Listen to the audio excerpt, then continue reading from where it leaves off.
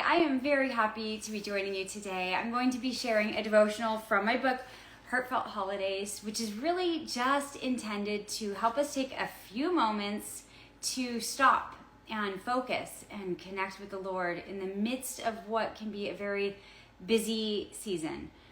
I know, my husband and I, with our family, we're looking at our schedule with teenagers in the house, and we're trying to figure out even when to get a tree. And it's like, we're all so busy. We literally have no time. We're trying to figure out do we have at least a week that we can have a tree up, and with shopping and lists and things to do, it becomes a very busy time of year, let alone holiday gatherings and parties. And for us with kids, it's the winter choir concert and events and things like that.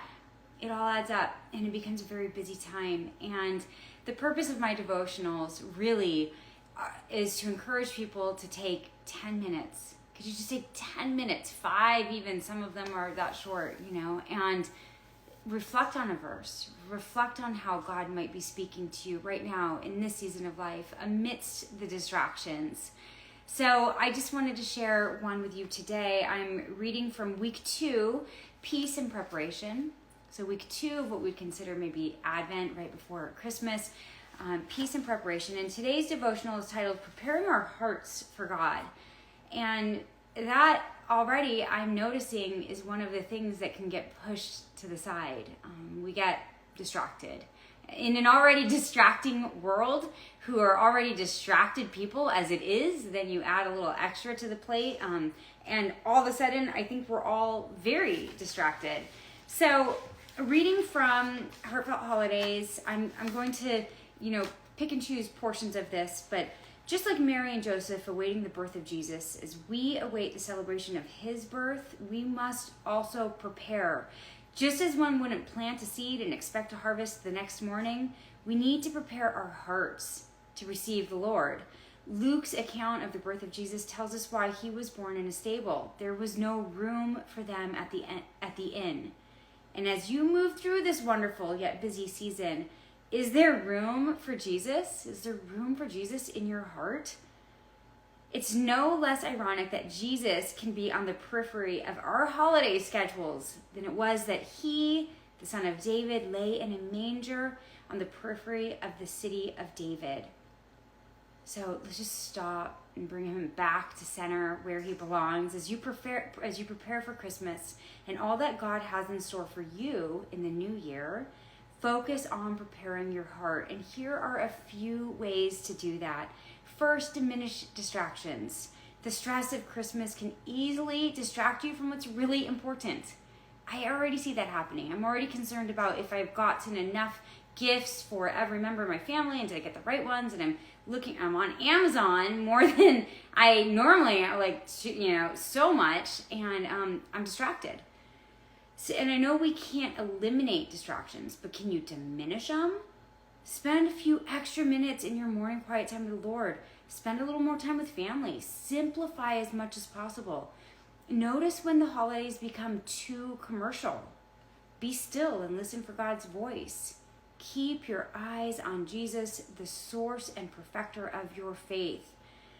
So what are a few realistic and tangible steps you can take to diminish distractions and focus on the true beauty and meaning of the season? Is there something you could eliminate to free up time in your schedule or your heart? Let me just say, in what's already a distracted world, maybe just from now till Christmas, you could remove one of those distractions, like that 30-minute show you watch at the end of the day. The extra time maybe scrolling on social media.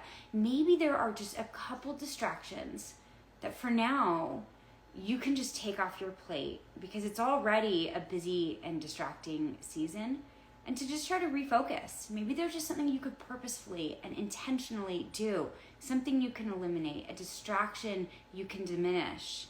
Next, reflect on God's presence. So I encourage you to look back on this past year. Perhaps you've had financial difficulty or illness, a time of suffering, a broken relationship, problems in a marriage, problems with your kids.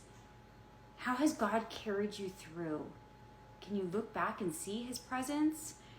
Remember Joseph's words in Genesis.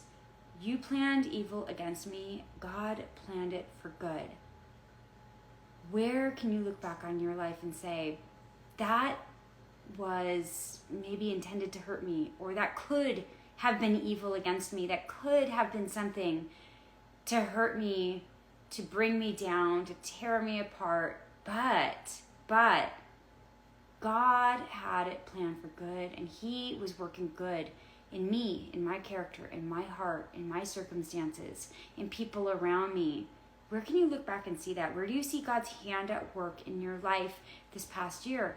Can you take a moment as we wrap up this year to stop and reflect and look for the ways God has been in your life? Next, seek God first and then slow down. So do you approach the holiday season more like Martha, frazzled and busy on Amazon 24/7, maybe already doing lists and just being distracted with decorating and all the wonderful things? But are you frazzled and busy, or are you more like Mary, seeking the presence of the Lord first? And remember, we're told as Jesus and his disciples were on their way, he came to a village where a woman named Martha opened her home to him. She had a sister called Mary who sat at the Lord's feet, listening to what he said. But Martha was distracted by all the preparations that had to be made, just like us around Christmas time. And she came to him and asked, Lord, don't you care that my sister has left me to do all the work myself? Tell her to help me. Martha, Martha, the Lord answered. And maybe he's saying this to you right now. You are worried and distracted by many things, but only few are needed. And indeed, only one. Mary has chosen what is better, and it won't be taken from her. So maybe Jesus right now is saying, you're busy, you're distracted. Can you just slow down and choose what's most important first? And that's just sitting at my feet for a few quiet moments. Just hear what I might want to say to you today. In this season of your life, you're not going to hear his words if you don't just sit with him quietly for a few moments, even in this busy, distracting time. All the to-do lists can wait. It can wait. In what situations during the holiday season do you find yourself acting more like Martha? Where is Jesus in those moments for you? Where is his peace? Is his love flowing through you to others? Can you think of ways to act more like Mary in those situations? I know I can get to be like, I want everything to be perfect. Christmas Eve, we go to church and come home, and I want to be the first one home so I can light all the candles and get all the food warm and everything's set out and everything looks nice and the music is on But maybe Jesus is saying to me, like, hey, actually, it's okay if it's not perfect. How about you just connect with the people who are there with you? How about you have one of your kids help you warm the food, and your husband's lighting the candles, and it's fun and festive just because we're celebrating together. It doesn't need to be perfect, right? Finally, consider those in need. And we're told that for I was hungry and you gave me something to eat. I was thirsty and you gave me something to drink. I was a stranger and you invited me in. I needed clothes and you clothed me. I was sick and you looked after me. I was in prison and you came to visit me. And the king will reply, truly, I tell you, whatever you did for one of the least of these brothers and sisters of mine, you did for me. So how can you serve the Lord by serving others during this season? Is there a charity you can donate your time or resources to? Is there someone who might need a helping hand or companionship? Maybe someone right on your block, a neighbor, a family member, maybe just someone who needs some uplifting, some kind words, some encouragement. Maybe someone who's lonely this time of year. Is there something you can give to someone else? Could you and your family or friends make a positive impact on the life of someone less fortunate? Revelation 3:20 reads, here I am, I stand at the door and knock. If anyone hears my voice and opens the door, I will come in and eat with that person and they with me. The Lord is waiting at the door. Can you be still enough to hear his voice? You might have to say no to certain things on your to-do list. Maybe you need to set a few things aside this time of year. Take a break from social media, even except for this channel, maybe. I'm just joking. Take a break from Netflix for a little bit if you don't have enough time. Can you say no to certain things on your to-do list and say yes to the gift that God is offering? This season is a unique opportunity to reflect on the birth of Christ and the gift he brings. Well, we can reflect on the Savior's birth any day of the year. Do we? Not really. So can you just slow down enough during this season to open the door and allow the Lord to take center stage, giving him your attention, your gratitude, and your joy? Chances are this season will feel more blessed, more peaceful, more joyful, and more meaningful if you do. So I thank you for joining me for today's devotional. I will continue to come on. I can't really set a schedule, but I will just come on and we will post these to my feed. We will post these to YouTube. So grab your own copy on Amazon or just join me in these recordings as we set aside a little bit of time setting our hearts towards the Lord during a busy but beautiful season. So prayers and blessings to you. Thanks for joining. I'll see you next time.